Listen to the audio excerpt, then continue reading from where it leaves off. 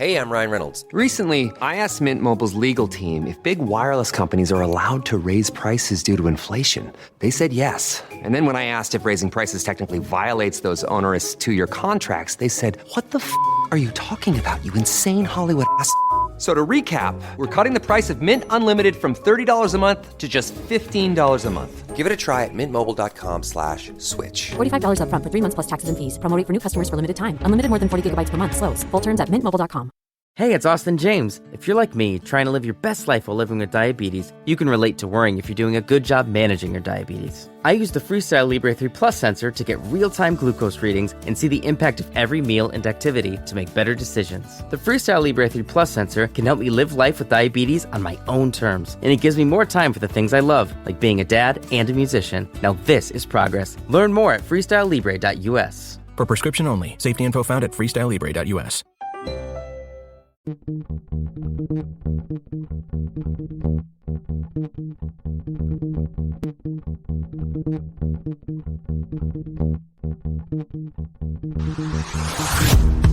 Hey, I'm Amanda from Trifecta Fitness. We're proud to be Clarksville's new Get Fit headquarters. Trifecta Fitness is a state-of-the-art spin and strength training studio. Our spin studio is truly one of a kind in this area, complete with 20 state-of-the-art live fitness bikes and an incredible sound system. Our strength training is done in small groups of 6 or fewer, and all of our strength and spin classes are scalable for every level of experience. Come see us in the heart of Clarksville, just behind MAPCO at the corner of Old Trenton Road and Wilma Rudolph Boulevard. Call us for more info at 931-542-6265 or download our Trifecta Fitness app for a full list of upcoming classes.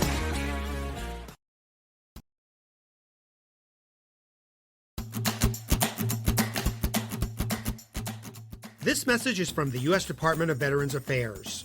Did you serve in the military? If so, you can obtain a free lifetime pass to more than 2,000 federal recreation sites. These sites are located across more than 400 million acres of public lands, including national parks, wildlife refuges, and forests. The lands host activities to fit any lifestyle: hiking, biking, fishing, camping, and much more. Gold Star families are also eligible for these free lifetime passes. Plus, they cover entrance fees for a driver and all passengers in a car, or up to 3 additional adults at sites that charge per person. Obtaining one is easy. Just go to the National Park Service website, nps.gov, or the National Park Service app.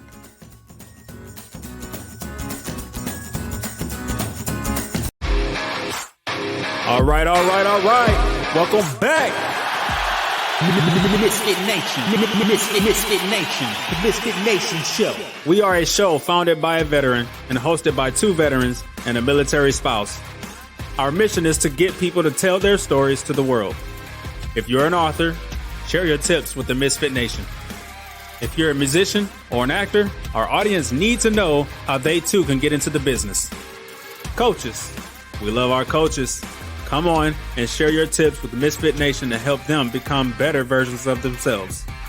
If you are a corporate leader or an entrepreneur, come on and show how you did it and how hard you have fought for success. If you are a veteran, first responder, or Gold Star family, we would love to have you come on and share your story with the Misfit Nation.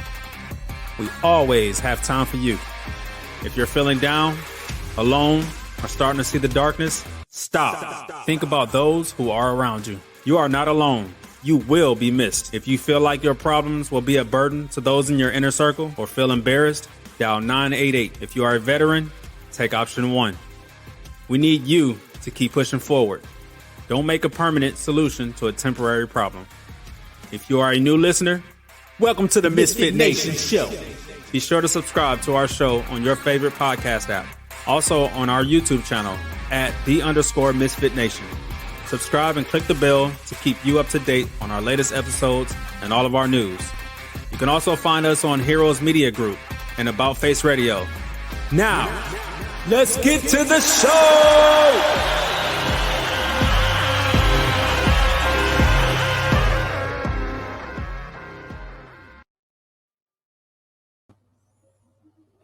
Good evening, everyone.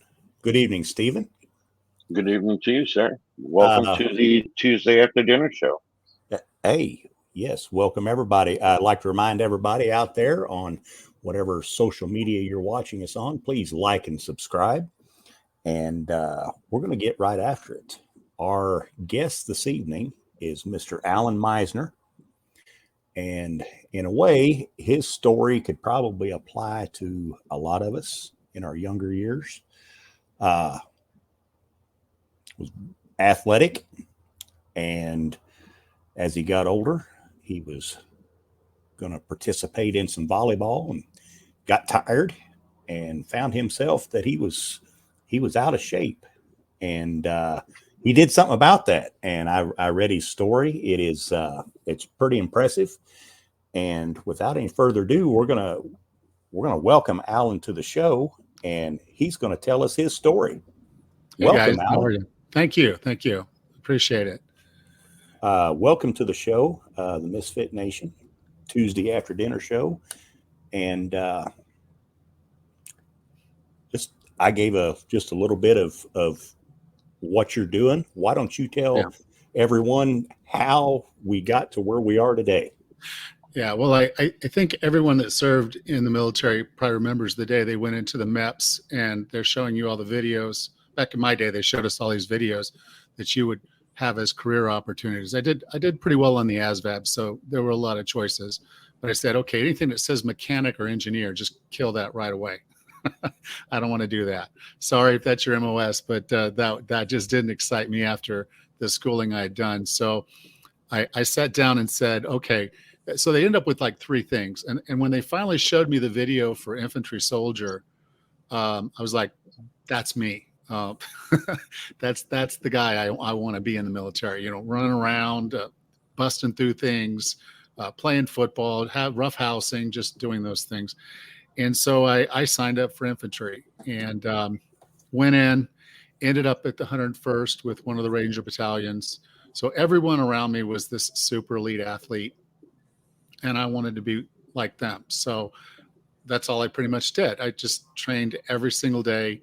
Got myself in just the highest order of fitness that you could be in, I think, and got out of the military, went to college, but still made fitness a big part of my life. However, once I got into my career, I kind of got a new focus, and I started focusing on that. I was very good at that, but that was a desk job with a lot of travel, which meant a lot of time eating at hotel bars, maybe having a drink or two or three, and not really realizing this long, slow slide. And so, I was very successful in my career, and I forced myself to take a vacation. It'd been like 4 years I had not taken vacation. I'd watched my vacation roll off the edge of the table for 4 years straight. And I said, okay, I got to do something. So I took a week off and I went to this timeshare, and I bought the timeshare the first day I showed up, because I said, if I put money down, I'm going to show up. That was my main thing. And so I put the money down, but I was really excited to see volleyball on the placard for the things they were doing that day. So I went out there to play some volleyball, and I had to leave the court after one game, and seriously was considering having them take me to the hospital because I really thought I was in dire straits. And so I recovered my breath, and I didn't go to the hospital, but I sat there that whole week thinking about how terrible my body was, my health was, my fitness was, and how I wasn't the guy that I had been before. And so I decided I was going to change this. And over the course of the next 8 years, I tried and failed, tried and failed, tried again and failed, tried again and failed. And then I was having a conversation with my daughter, and anyone from the South will appreciate that a 20-year-old still calls her father daddy. But she said, Daddy, I want you to watch me do this CrossFit competition. So she had recently gotten into CrossFit, and she'd become a level 1 instructor. So basically, my fitness background, she was somewhat following in my footprints as a younger person. And it hit me in the gut when she said, I want you to come watch me, because I had never envisioned myself being a spectator in my daughter's life. I always wanted to be the participant. And so I said, well, this is just, I can't be this guy. I can't be the participant in my family's life. I have to be, I can't be the spectator. I have to be the participant. Mm-hmm. So I made a commitment, and I asked myself, I said, why am I able to do other hard things? My whole life I've done hard things. We all have. And then I realized what it was. Every hard thing that I'd ever done, I committed myself to, like 100% committed. There was no fail. You go into it and you're like, this is the mission. This is what I'm doing. And I'm 100% doing it. There is no, there is no off, there is no fail. And so that's how I approached this one. I said, okay, my daughter's doing these things and I want to do them with her. So I signed us up for a Tough Mudder, which is a 12 and a half, 13-mile mud run. So it's not just even a normal half marathon. It's in the mud, up hills, climbing, crawling. And just for fun, they throw in 25 obstacles, just to mix it up a little bit. I had no business signing up for that. I was not in that kind of shape. When I was in the air assault unit, I was the guy who demonstrated the obstacle course, that kept people from going to air assault school. I'd go show them how the obstacles worked. I was that kind of fit. I even remember one time I came in, they said, this guy's getting married and needs to go through it first on his own because he can't wait. So they had me show him how to do it. As soon as I finished doing the obstacle course, I had to do it again. So that's who I was, and I wasn't that guy anymore. But I signed up for the Tough Mudder, and I started training, and I started eating better, and I pretty much changed everything about my lifestyle.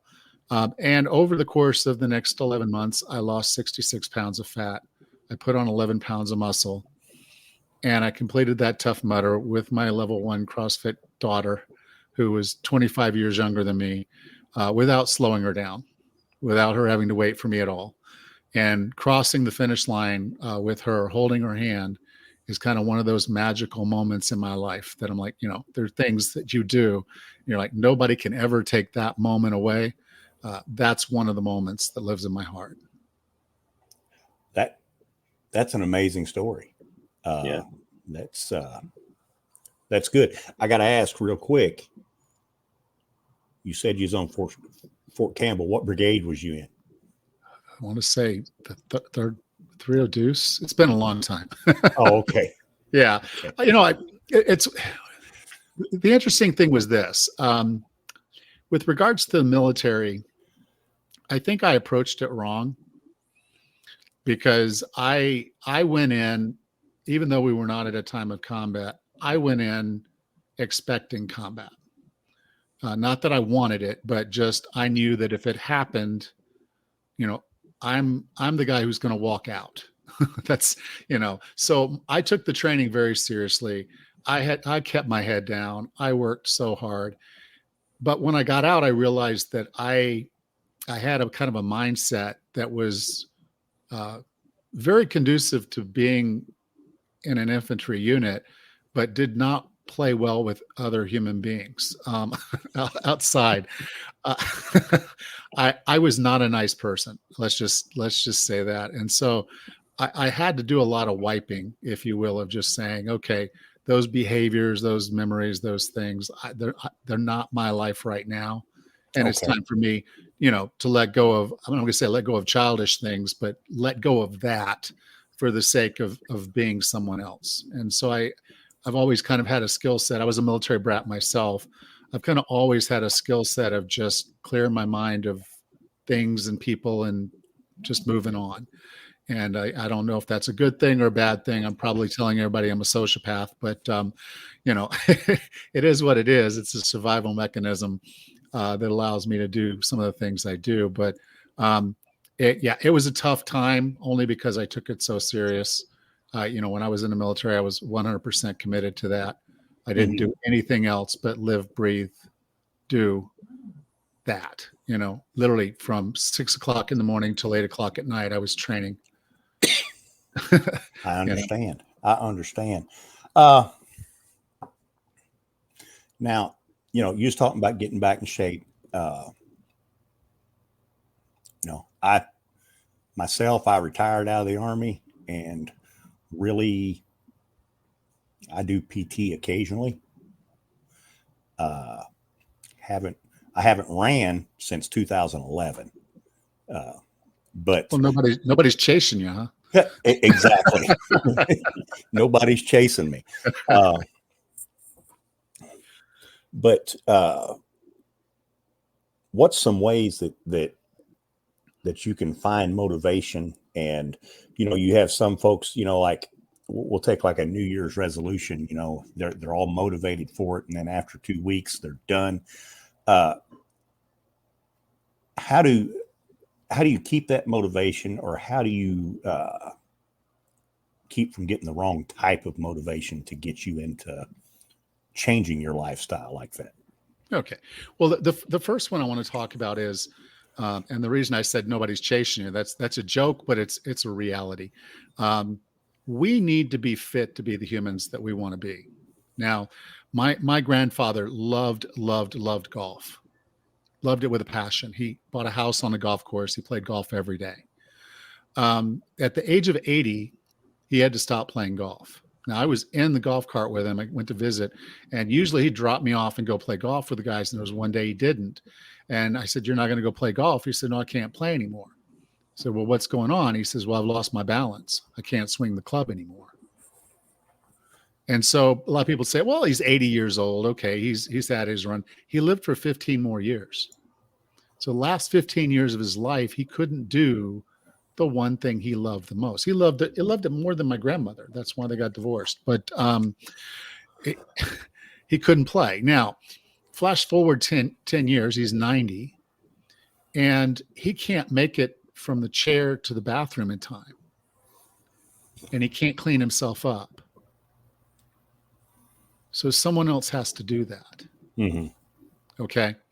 So another joke I tell people is, well, I want to be able to wipe my own butt when I'm 105. And some people giggle, but the reality of it is there's a lot of people in older age that can't take care of themselves. Yes. Okay. So as you start thinking about fitness, you don't, PT is great, but it's like the word workout or exercise. It doesn't sing to you. It's like, gee, I want to work out. No, but if you start thinking about, well, I want to have some mobility. I want to have some speed. I want to be able to take my grandkids to the zoo and not sit in the bench and wait till they come back. I want to keep up with them. They're running from the lions to the bears. I want to run with them. Mm-hmm. Okay. I want to be a participant in their lives and not a spectator. So if you start looking at fitness as fit for task, meaning what do you need to do today and can you do it?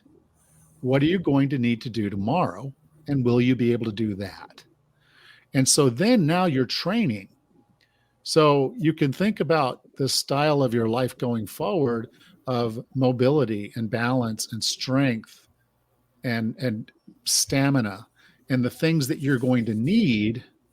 And then when you do things to help you maintain that or improve that, it's now training. It's no longer this exercise or workout that you're doing or PT that has no fundamental meaning to you. It all has meaning. You want to be the person that can live the life you want to live. You want to be independent for as long as you can be independent. I want to be able to open my own pickle jars for the rest of my life. I love pickles. I want to be able to open the jars myself. Okay. Because the instant you can't do something for yourself, you're not independent anymore. Okay. So that's one thing. And then the other thing I wanted to get into with motivation is most people look at motivation wrong. Your New Year's resolution and that first day, boom, I got motivation. It showed up. It's like a magic show. This thing showed up for me. It's so wonderful. And then Tuesday gets here and it's like, not again. Where did it go? And so we're sitting there waiting for this magical force to show up. But that's not how motivation actually works. Motivation comes from doing. You have to do something first. So there's two styles of motivation. So the first one, what you think about is accountability. So if you were to hire a coach and the coach is going to be at the gym at 7:00, where are you going to be at 7:00? At the gym. Because the coach is going to be there. The coach is holding you accountable. So you go in and you do what the coach asks you to do because he's holding or she is holding you accountable. That's accountability at what I call leader coach level. You might join a group. So maybe some friends are going to start going for hikes in the park, or you're going to go for bike rides or something like that. And you know, if your friends are going to show up for the run, show up for the ride, show up for whatever, the class, you're going to show up too. So that's group and peer accountability. So a lot of people think peer pressure is a bad thing. It just depends on the peers you pick. You can pick some good peers and have a lot of good peer pressure that helps hold you accountable.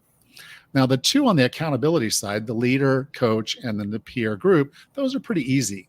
You just hire a person or you join a group, and now you have that. It's not the strongest of things because you leave the coach and it's gone. You leave the group and it's gone. Okay. So what you want to work on is the other side, which is self-efficacy. Self-efficacy is when you're the one making it happen all the time. And there are also two layers to that. So there's the leader level, which I call self-management. And this is when you realize, okay, I'm not packing my gym bag in the morning. And so because I'm not packing my gym bag right, I get to lunchtime and it's time for me to go do my workout. I don't have my shoes. I'm missing my socks. I'm missing a shirt or missing my shorts. So I skip my workout. So I need to put some strategies and tactics in place to make sure it's almost foolproof. So I get a laminated list. I pack it at night. I put the bag by the door so I have to step over it to leave that morning. I put it in my truck on the seat beside me, and I know it's there. So all those little strategies and tactics are a form of self-management so that when lunchtime rolls around and it's time for me to go to the gym, I have everything I need right there. I have no excuses. Okay. Now, the other level, and this is the hardest but the most powerful, is when your habits and values begin to align with what you're doing. So remember, I talked about wanting to be a participant instead of a spectator. So this is where this starts to happen. I'm doing the work. It could be, okay, I'm going to do a couch to 5K. You start doing the walking and the jogging, and you do your first 5K and you enjoy it. You sign up for another one, and you find yourself a few months down the line calling yourself a runner. But what do runners do? Runners run. Yeah. Okay. You might go to the gym and lift, and you're in the gym every day lifting, and you start thinking of yourself as a weightlifter. Mm-hmm. And what do weightlifters do? They lift weights. So it's almost this automatic. It's 6 o'clock in the morning. Your alarm goes off. You get up, put your clothes on, and you go do the thing that you do because now you self-identify as that thing, that person. You have the values and the habits that person has. And so you see each quadrant of this whole, what I call a motivation map, has the accountability side, which can have multiple layers, and it has the self-efficacy side, which has multiple layers. And the more that you're in all four of those layers and pieces or quadrants, the more motivated you're going to be. But every single one of those came from doing. You hired the coach, you joined the group, you did the strategies and tactics that were necessary to keep doing the thing. And then through repetition, you adapted and adopted that identity because you now have the habits and values of an individual. So the more you do, the more motivation you'll have. Sounds kind of backwards, but that's actually how it works. Okay. We have a question. I'll put it up here. We've talked about the motivation and everything, but somebody had a question. It's from Google Chat, and thank you very much for your question. And they ask, as far as the losing weight portion, why is calorie counting the worst way to lose weight? It is the worst way to lose weight. My career where I sat on my butt and traveled a lot, I was an accountant. And so I love data. I do love data. I don't like collecting it though. I especially don't like collecting it when it's not good. So here's a couple things. One is, you can look at food and you can go try to Google what it is. You can look on MyFitnessPal and they've got all these numbers. But the problem is if I order a 12-ounce steak and I'm going to assume it has a certain amount of fat, a certain amount of protein, the reference case that's there has that. But everyone knows there have been times that you've gotten a steak and said, that looks a little smaller than the 12-ounce steak the last time I was here. Or this cut's a little fatter than the cut I had last time. Well, those little differences can mean the difference in a couple hundred calories. So everything you eat, even though you can say you're measuring and doing all the things, is still an estimate. It's not exact. Mm-hmm. So I have an estimate on how much I ate. And if I'm just basing it on what I think, I'm probably way off. Most people are, even nutritionists are way off in guessing how much they eat. So unless you're really meticulous, you're probably pretty far off. The other thing is, and I'll tell you this story, when I was trying to get myself in condition to do the Tough Mudder, sometimes the weather, sideways range, you guys was talking about earlier, sometimes you just don't want to be out in that stuff. So I was using elliptical machine as a way of training. And so I had a particular elliptical machine that I was using every day I went in, and I named her Bertha. Okay. And so Bertha and I had a thing, and I would walk in every day, and Bertha and I had a date, and we would do our date, and then I would leave sweaty. I walked in one day and someone was on Bertha. Can you believe it? Okay. Okay. And so now if I put a solid hour in with Bertha, she told me I did 600 calories, but I couldn't be on Bertha that day. I had to choose a different elliptical. It's a different brand. And I got on that elliptical for the same hour, worked just as hard. And this elliptical told me I did 700 calories. So I like this elliptical a lot more than Bertha now. Yes. Now, the question is, did I really burn an additional 100 calories on this other elliptical, doing the same amount of work on just a different piece of equipment that was really very, very similar?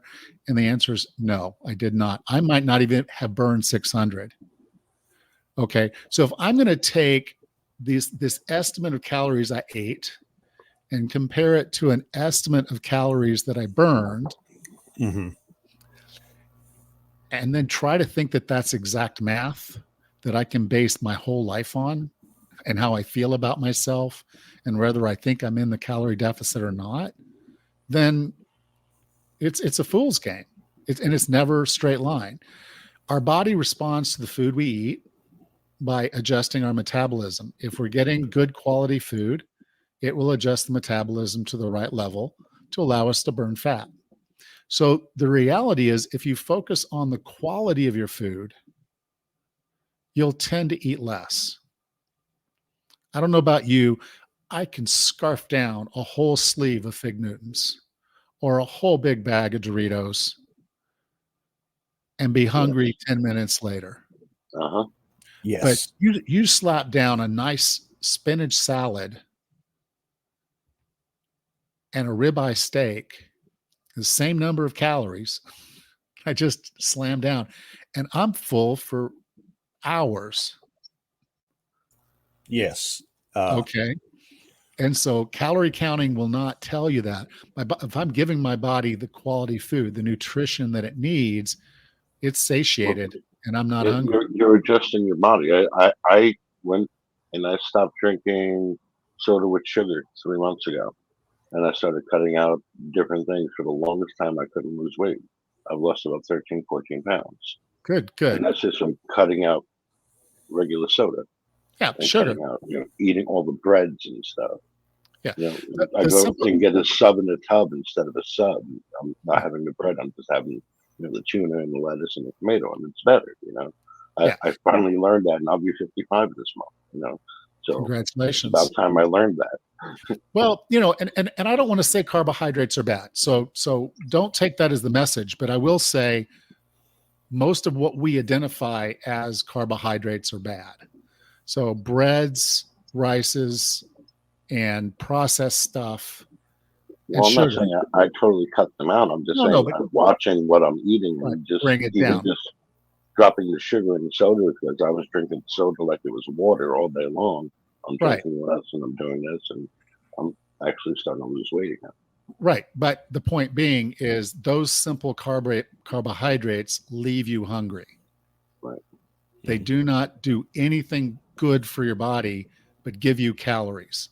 So yes, if you were starving and that was all you had, eat a Twinkie, drink a soda, but we're not.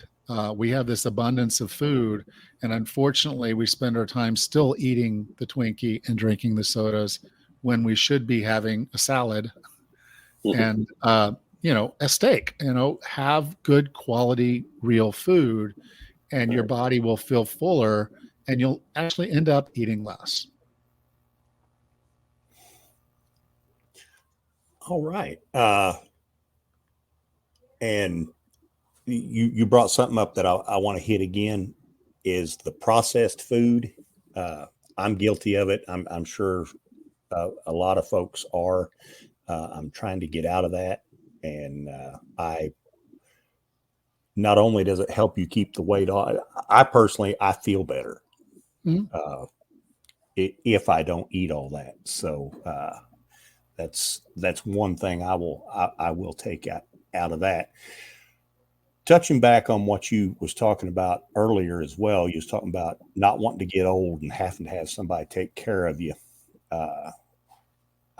I mentioned to some older friends of mine, I didn't know this, but I guess one of the main criteria for admission into a nursing home is whether or not you can get yourself up off the toilet. Yep. And so yep.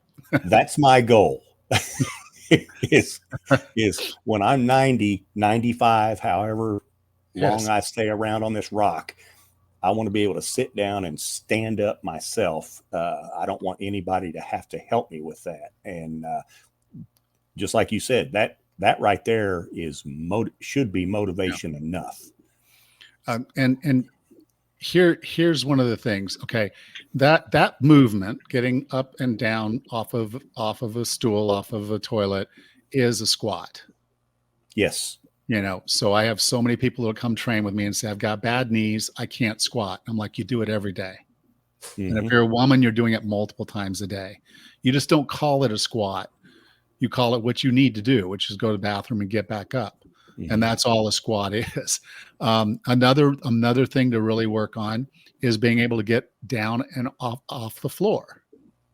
If you were to trip and fall, if you were to slip, if you live in a colder climate, it gets icy, or you were just to stumble because you have a balance problem, you might hit the ground and not actually physically hurt yourself. But if you're not capable of getting back up, that could be a very dangerous situation if you're by yourself. Okay. So just the practice. And I've done this with some clients. It's as simple as get down on the floor and get back up. And then catch your breath if you need to, and then do it again. Okay. You can make it more complicated than that if you want to, but from a general perspective, just doing reps of that can be quite the workout. And so, the core of it is start where you are. I had one client, she got winded walking to her car in the morning. She's like, I'm just walking to the carport to get my car. And she's like, I'm having trouble breathing. I'm just, she's like, I'm exhausted walking to my car. So I told her, I said, well, okay, tomorrow when you walk to your car, do one lap around the car. Okay. And then you can get in the car and drive to work. And so she did that one lap, and she said it felt kind of silly, but she did the lap, and she said it was harder. And then she did it again. And she said, okay, it's getting easier. I said, okay, and I'll do 2. And within about 3 weeks, she was walking around the neighborhood with, because again, it was your body will respond. It's one of the coolest things about the human body. We haven't built anything like this, but the human body can actually repair itself and improve itself if we give it what it needs. If we move it so that there's a little bit of a stressor, so a stimulus, and then we feed it and rest it, it will get stronger. It will get better. If we move it and rest it, it will build stamina. It will get better. It's just this amazing thing that the human body can improve itself if you do the right things for it. Okay. I was just having this conversation with my father the other day. For Easter, for years, he would make Italian meat pie, pizzagini. Last year he didn't do it. This year, Dad, you going to make it? No, my hands aren't working. He's 84 years old. I'm like, well, I'm going to go buy you weights for your hands. And when you're sitting on the couch and you're doing things, you can move your hands with the weights in it. Start building up those muscles again. I'm like, you can't just say, my hands don't work. My arms hurt. You need to start doing something to change that. You're not getting younger. Yeah. And he just looked at me. I'm like, no, we got to do that. We got to start making that movement, getting that blood flowing. everything. So Well, you don't have to say my hands don't work and my arms hurt. and what he's on is an aging curve. We're all on this aging curve. We all have our own aging curve. The cool thing is you can decide how fast you go down that. So right now he could be struggling with making the meat pies, but there are worse things down that aging curve if he doesn't get control of his hands and he's not able to manipulate things. So I talked about he couldn't open a pickle jar right now. Probably he might not want to, but he's going to want to do some other things. And not being able to do that, he's going to need help and he's not going to be independent. Got another conversation with him. Got another question. My way, I'll have that conversation with him. and we're going to segue right into that. We got a question from Mark from X. You have a great program. Thanks for setting people up for success. Do you think an online coach is a good option as I enter my late 40s to keep me on track? I do. And a lot of people will like to do things with an in-person coach. But unfortunately, what happens is most of the people you meet, and I don't mean any bad will, this is just how the industry works. At the gym, their job is to do the hour and send you home, or half hour and send you home. They're not really vested in the outcome. So it's a little different with an online coach. We tend to look at it more holistically. Our objective is to get you where you want to be. We can't be there in the gym with you. We can do just about everything that they do and more. I don't count reps and I don't help you load the plates. So beyond that, I'm pretty much able to do everything that he can in the gym. Now, one of the reasons that I got into this was when I was trying to fix myself, there were no online coaches. None. There was no one focused on the over 40. And that's why I started 40 Plus Fitness podcast, because I was like, this is kind of crazy. They weren't even writing books. There weren't even books on this topic back then. If you got a book about anything over the age of 40, it was usually about stretching for 55 plus. They might do some chair yoga or something like that. The expectation was we're just going to get old fast and die, And I was like, no, that's unacceptable. So I decided to start the podcast and I decided to start coaching people online. And the reality is, yes, when you're over 40, you do need something different. You can't do the things the way you did them when you were younger. If you go into a standard gym, they're going to pull out one of two workouts, typically. The first workout they pull out is the one for the 20-year-olds that everybody does. Mm-hmm. Or the other one is the one they do where the guy's standing on the balance ball on one foot and he's lifting his arm with a dumbbell in it, about 3-pound dumbbell. And that's necessary for some people, but the reality is that's not necessary for most of us. Most of us have some basic fitness level, and we got to find somebody that'll train us where we are. And most of the trainers aren't equipped to do that. So an online personal trainer that focuses on this demographic that just works with you is going to be able to bring a lot of value. A lot of clients come to me wanting to lose weight, but they also want to get stronger. And so many times they want to lose weight and they go to the wrong trainer and they break themselves. And I wanted to make sure that I could help people not break themselves, because we don't come back from injury nearly as fast as we did when we were in our 20s. I broke 2 ribs when I was in my 20s, and I was back out there playing tackle football in 2 weeks. Mm-hmm. Broke a rib about 3 months ago, and if I sneeze real hard right now, I still feel it. So we don't recover the way we did back then. So it's in our best interest to not break ourselves in the first place, and a good trainer can help you do that. Okay. Got a lot of questions tonight. Alex, he's listening on About Face Radio. How do I get the heck out of my own way? I start to work out, pain sets in, and I run away. Help me. Okay. The core of it is pain. Pain is good. And I don't mean that from a no pain, no gain perspective, but pain is communication. And you want to have that kind of communication with your body. If the things you're doing are hurting, you have to evaluate, is this a good hurt or a bad hurt? So some muscle burning, some general pain in the muscle, particularly the day after or 2 days after, that's not bad hurt. That can actually be okay if you can tolerate it. If it's a joint pain, then there might be a problem and we want to evaluate it. So listen to the pain, but realize most of the pain that people feel is not bad pain. It's just, you're working, and it will go away as your body improves and gets stronger. That could go away. But the core of it is, when you start a program, just start silly slow. Just 5-pound dumbbells, and you could do 10, just do 5, and then do gentle nudges. I call it gentle nudges for a reason, is that our body can recover from hard work as long as we don't go to an extreme. So I'll tell you a story about extreme. I was traveling all the time, and I was trying to figure out what to do. This was before I actually changed. This is during that 8 years of try and fail. Well, they used to have these infomercials. Do they still have infomercials on Sunday? I don't even know anymore. I haven't been in the States in 5 years, but they have these infomercials. Okay. So they have infomercials, and the infomercial was about insanity workout from Beachbody. And so Shaun T's doing this workout, and it's no equipment. They're bouncing around. Everybody looks happy and fit. I'm like, I can do that in a hotel room if I had to. So I got the DVDs. I bought them, and I ripped every one of them to my iPad, and I was all ready to go. And so I'm like, I'm going to do the benchmark workout, and then I hit the road on Monday.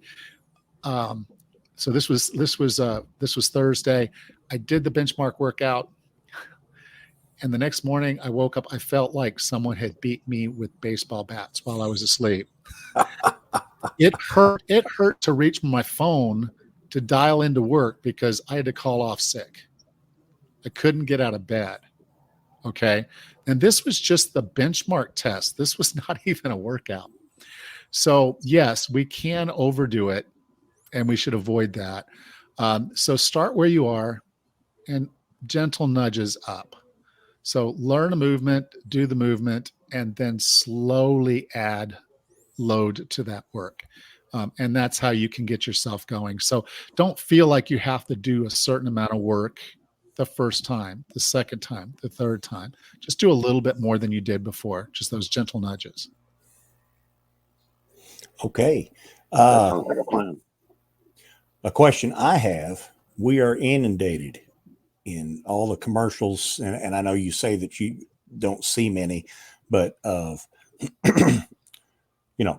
pills to help this, pills to help all the vitamin, the fruit and vegetable pills and all this different stuff.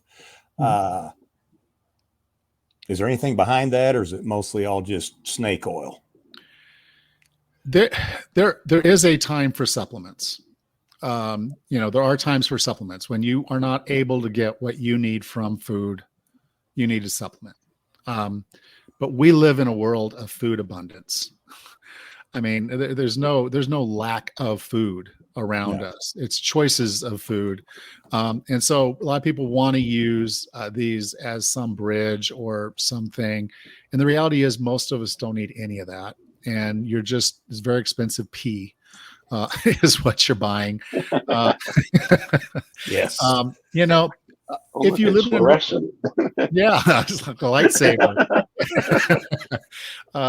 But if you live in a northern climate during the winter, you might not be getting enough sunshine. Your vitamin D might be low.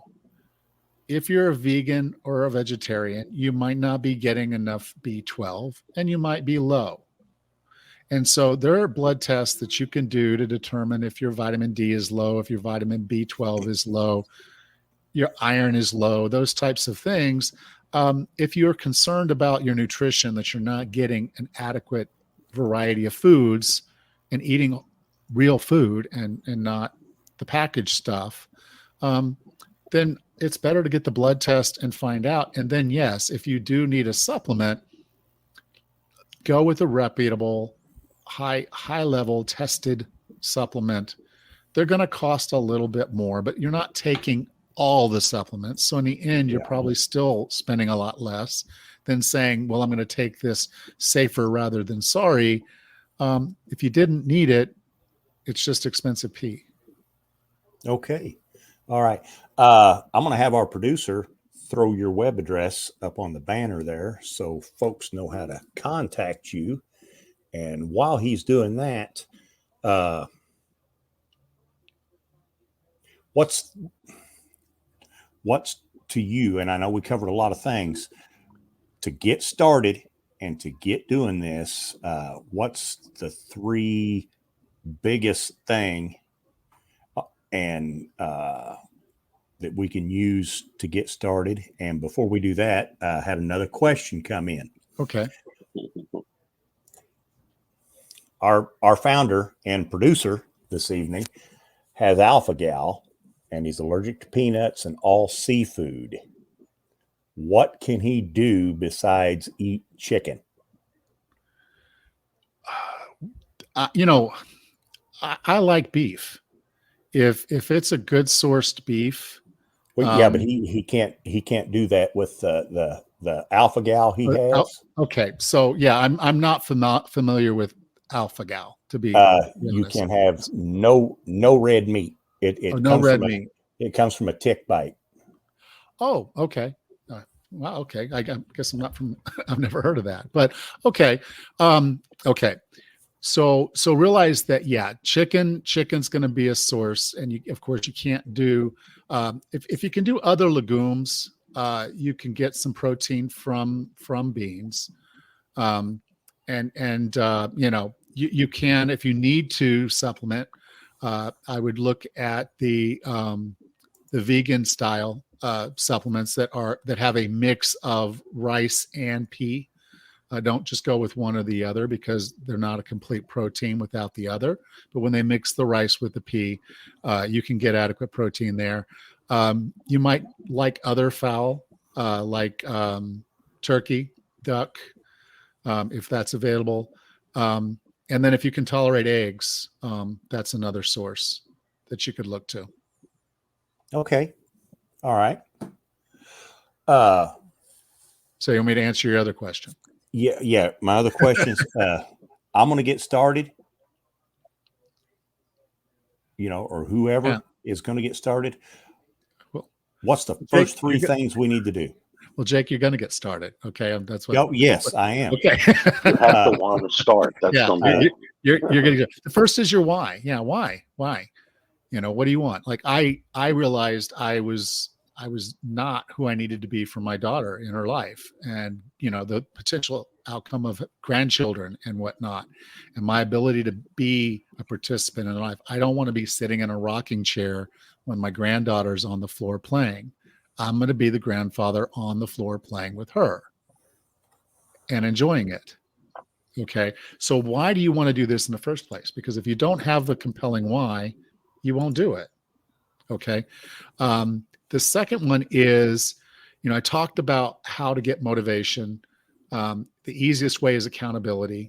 Mm-hmm. So I'd say if you're struggling with motivation, find your accountability, hire a coach, get into a group, find your mojo, whatever it is. So you can find, and there's tons and tons of opportunity groups out there. So it could be a biking group. It could be a class. It could be, you can start taking martial arts, anything that's getting you moving and feeling good. Join a group, hire a coach to make that happen. And then the third one is feed your mind feed your whole body with information. So food's information. If you're giving it good food, it's good information. If you're eating well, you're giving body good information. If you're moving your body well, you're giving your body information that everything's good. If you're sleeping well, if you're lowering your stress, all these are inputs into our body. And so we have to defend our body against things that are not good for us. Mm-hmm. So, and that's even sometimes ourselves, that inner beast that says, you idiot, why did you do that? Like, we never talk to our friends that way. If a friend told me and say, hey, I'm trying to lose some weight, and I see him sitting there scarfing down a piece of cake, I'm not going to walk over there and say the words to him that I would say to myself after I ate that cake. So be kind to yourself, think about it. And so as you're looking to eat something, think about it. Does this serve me? If you're thinking about avoiding an exercise or doing your workout or, training, does this really serve me? Doing this rather than that. Now, sometimes it does. So if a friend calls me and says, man, I'm going through something really rough, can we sit down and have a couple beers and talk this through? Well, beers might not have been on my plan for the evening, but my friend needs me, and that relationship's important to me. So yes, it's worth the juice. The squeeze is worth the juice. Okay. I'm going to do that. Okay. And so it's just finding that balance where you're feeding your body and being kind to yourself. So have a good why is of course the core.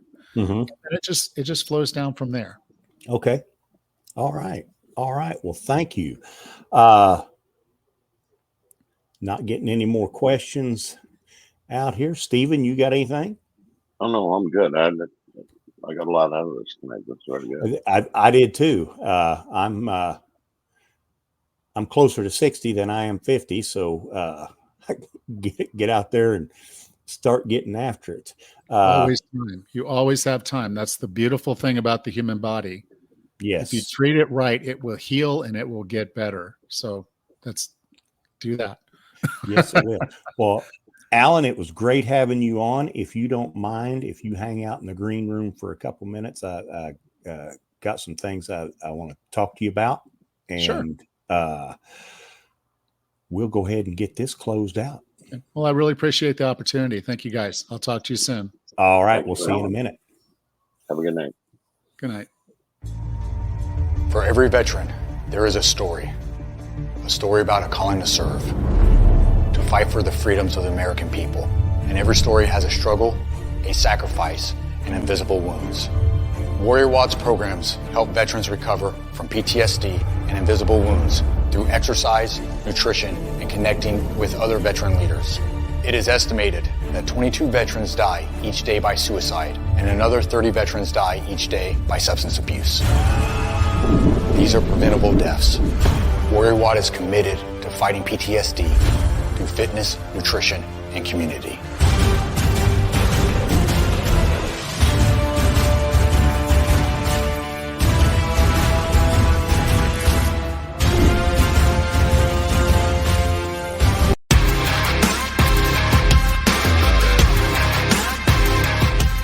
Thanks for checking us out and being a part of the Misfit Nation show. Don't forget to visit our website at themisfitnation.com.